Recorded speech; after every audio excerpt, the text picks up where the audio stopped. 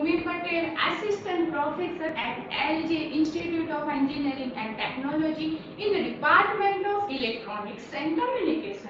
Today's our topic is different example using the signal flow diagram in the unit number 2, the mathematical models of the system. Okay, so in the last session, we will study about the introduction of the signal flow graph, then different types of definition used in the signal flow graph, and then most important terminology like the branch, loop, branch gain, path, self loop, forward path, feedback path. So there are different types of terminology used in the signal flow graph, and the last one we will study about the Mason's gain formula. What is the example of what is the application of the Mason's gain formula? So using the Mason's gain formula, we can find out the transfer function of this particular signal. Okay, so today we will take some example using the Mason's gain formula and find out the transfer function of the system.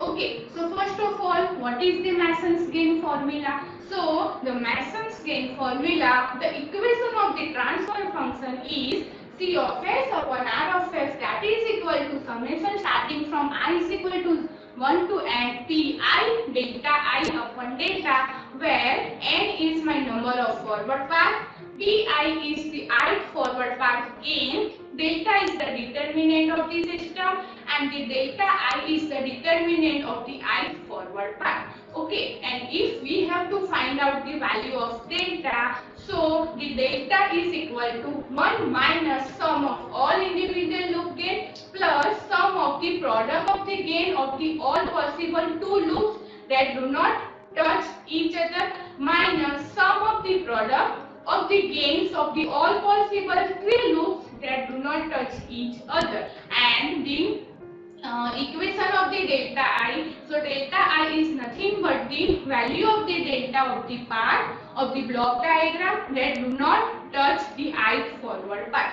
Okay, suppose we have two forward paths P1 and P2. So for that we have to find out the value of delta 1 and delta 2. And equation of delta 1 is equal to 1 minus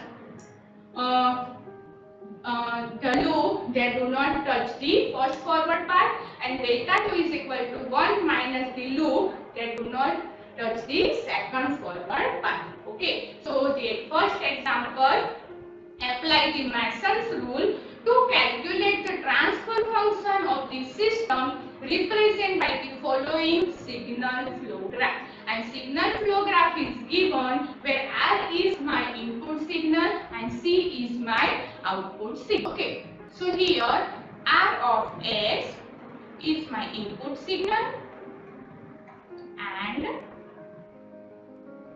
C of S my output signal. Okay, so whenever you apply the Mason's gain formula, you have to calculate step by step. So the step number 1, what is the step number 1? Find out the number of forward path. Okay, and forward path is denoted as P1. So here you can see that in the signal for flow graph, the first forward path. First of all, what is the definition of the forward path? So forward path will be always start from the input signal and end with the output signal. So the first forward path P1, that is equal to 1 into G1 G4 G2 into 1 into 1. So we have to write P1 is equal to G1 G4 into G2. Now you can see that there is a second forward path is there or not. So yes, the second forward path is G1, G4 and G3 up to output signal C. So the value of P2, that is equal to G1, G4 and G3. Okay, so in our signal flow graph there is a two forward path is given, P1 and P2. Now the step number 2, you have to find out the number of individual loops. Okay, So loop will be denoted as L1. So the first loop is, so what is the loop? Loop is start from the node and ending with the same node. So that is called the loop. So here you can see that the first loop is G1, G4 and H1. So the answer of the L1 is G1, G4 and H1. Now the second loop is there, G1, G4, G2 into 1 into minus H2. So you have to write down L2 is equal to G1, G4, G2 and minus H2. So you have to write the loop as like this, minus G1, G4, G2 and H2. Now third loop is there or not? So here you can see that if we have to start with the G1, G4, then G3 and minus H2. So this is my third loop. So L3 is equal to G1, G4, G3 and the feedback loop is minus H2. So we can write like this, G1, G4, G3 and H2.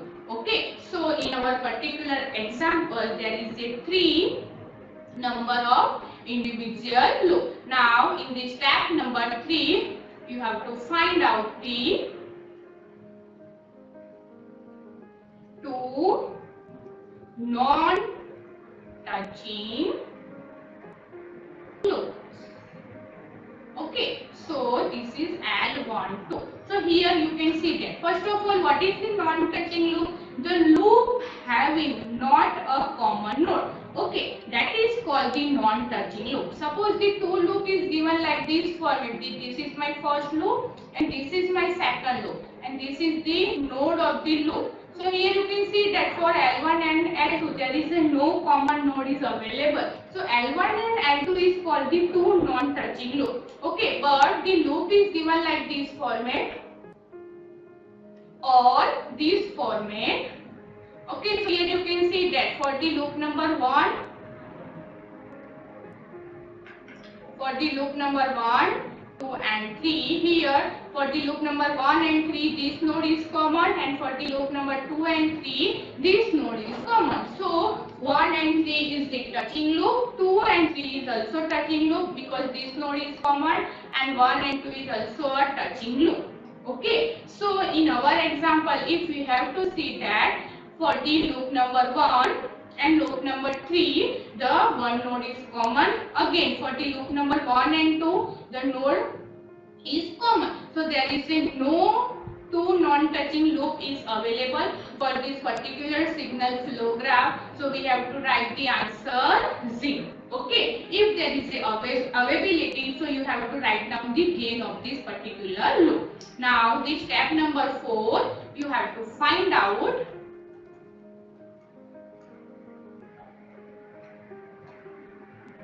three non-touching loops. Okay, and it is denoted like L13. So here you can see that in the signal flow graph we have only 3 individual loops, loop number 1, 2 and 3, and the node of the loop number 1, 2 or 3, one node is common. Okay, so there is a no 3 non-touching loop is available for this particular signal flow graph. So you have to write down here 0. Okay, suppose the loop is given like this format. This is my first loop, this is my second loop, this is my third loop. Okay, so here you can see that all the 3 loops have no common node. So these loops are known as the 3 non-touching loops. Now if the answer of the 2 non-touching loop and 3 non-touching loop is 0, you have not find out the value of 4 non-touching loop. So the next step is step number 5. You have to find out the value of delta. Okay, now what is the equation of the delta? 1 minus all the individual loop. Okay, summation of all the individual loop plus summation of 2 non-touching loops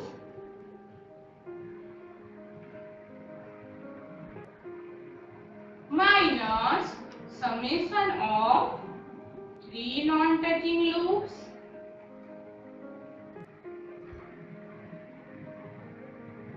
plus summation of 4 non-touching loops. Okay, so this equation is continuum. So we have to write down the answer. So delta is equal to 1 minus summation of all the individual loops. So there is 3 individual loops. So we have to write down the summation. So the first one is G1, G4, H1 minus G1, G4, G2, H2 minus G1, G4, G3, H2.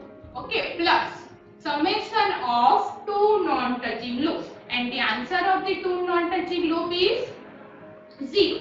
Okay, so you have to write here 0 minus summation of 3 non-touching loop. Again, it will be 0. So you have to write 0.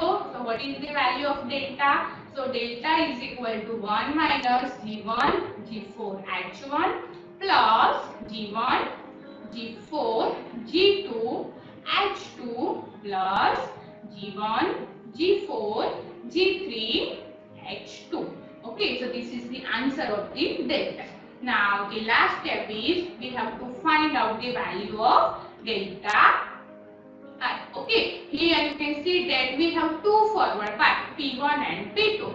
So for that we have to find out the value of delta 1 and delta 2. So what is the equation of the delta 1? So delta 1 is nothing but the 1 minus all the loops that do not touch the first forward path. Okay, so here delta I, that is equal to 1 minus, you have to check that which loop that do not touch the first forward path. So this is my first loop, this is my second loop, and this is my third loop. All the loops will be touched in the first forward path. So you have to write here 1 minus 0, that is equal to 1. Now what is the equation of delta 2? So delta 2 is equal to 1 minus all the loops that do not touch the second forward path. Okay, so what is my second forward path? Second forward path is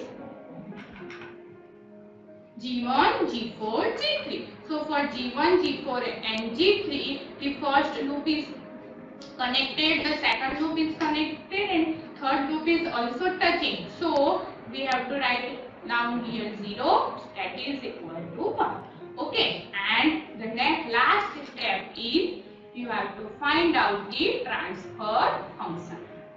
Okay, transfer function is nothing but the C of S upon R of S, that is equal to P1 delta 1 P2 delta 2 upon delta. So write down the value of P1 delta 1 P2 delta 2 and delta in this equation, we can get the final answer. So what is the value of P1? It is G1 G4 G2, delta 1 is equal to 1 plus P2 is equal to G1 G4 G3, and what is the value of delta? So delta is equal to 1 minus G1 G4 H1 plus G1 G4 G2 H2 and plus G1 G4 G3 H2, G1 G4 G3 and H2. So this is my final answer. Okay, so using the Mason's gain formula, you can easily find out the transfer function of this system. Clear?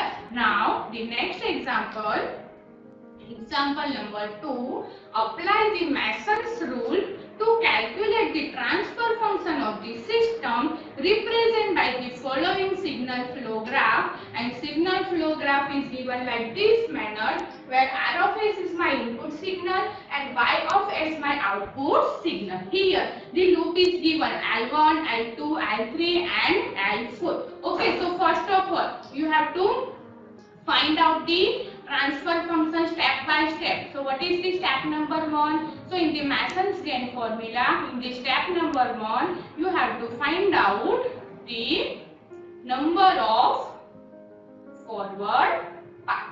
Okay, and what is the definition of the forward path? Forward path will be always start from the input signal and end with the output signal. So the first forward path is P1, that is equal to G1, G2, G3 and G4. So the first answer is G1, G2, G3 and G4. Now the second forward path is there. Okay, G5, G6, G7 and G8. So you have to write here G5, G6, G7 and G8. Okay, now you have to check the third forward path is there or not. So in this particular signal flow graph, there is a no third forward path. So next step number 2. What is the step number 2? You have to find out the individual loops. Okay, so first of all, the individual loop is given L1, that is equal to G2 into H2, then L2, that is equal to G3 into H3, okay, then L3, that is equal to G6 into H6, and L4, that is equal to G7 into H7. Okay, now there is another individual loop is there or not. So here you can see that L1, L2 and L3 and L4. So there is only 4 individual loop is available for this particular graph. Now the step number 3, you have to find out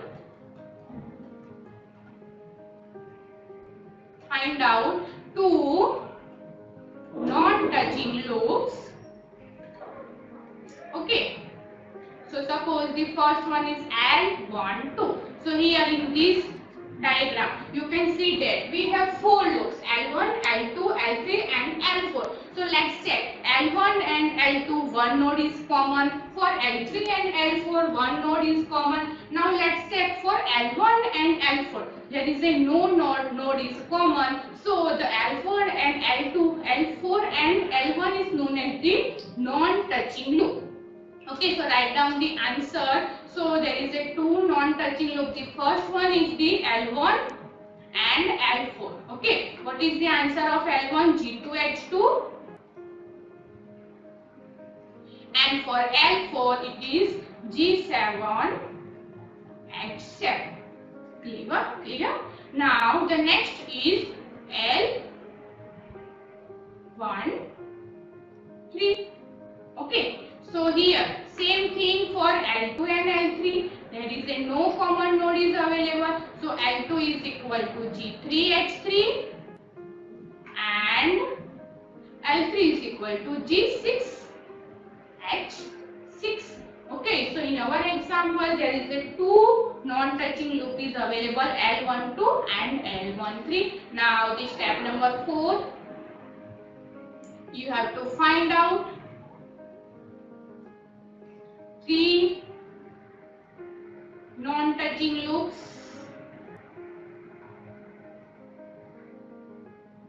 Okay, you have to find out 3 non-touching loops. It is denoted like this, L31. So you have to check there is a 3 non-touching loop is available or not. So for L1, L2 and L3, one node is common from L1 and L2.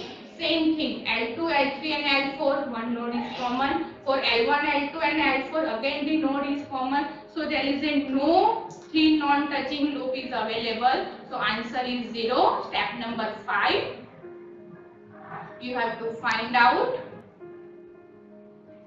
4 non-touching loops. Okay, so L41.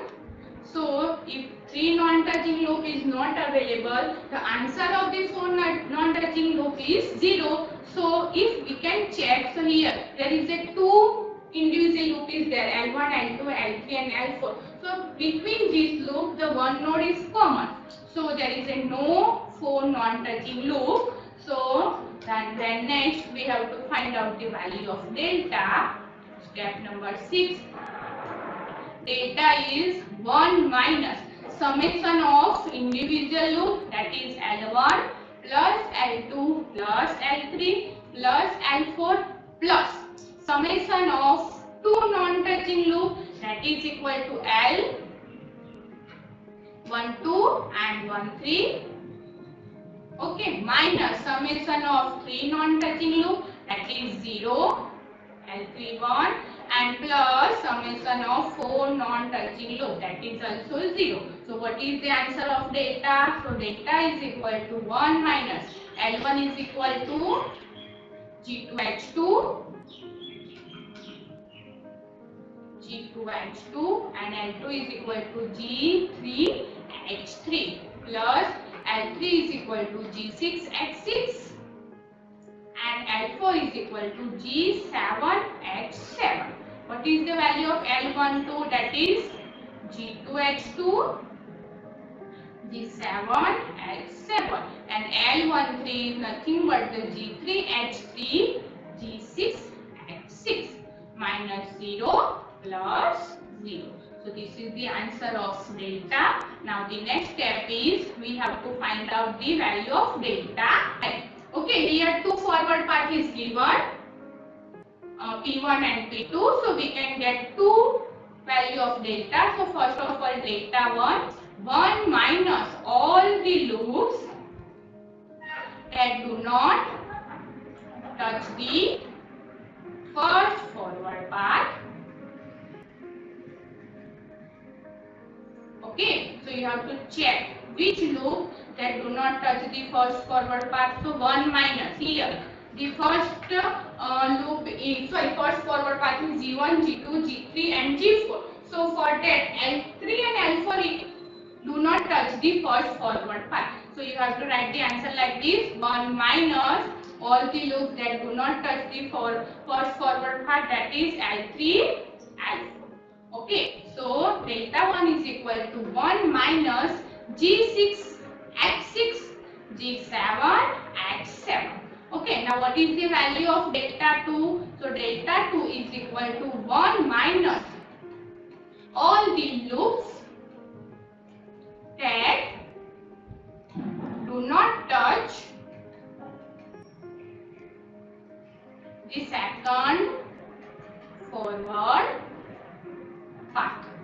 Okay, so delta 2 is equal to 1 minus, my second forward path is G5, G6, G7 and G8. So L1 and L2 they do not touch the second forward path. So you have to write down the answer: 1 minus G2H2, G3H3. Okay, now the last step is you have to write down the transfer function, that is equal to C of S upon R of S.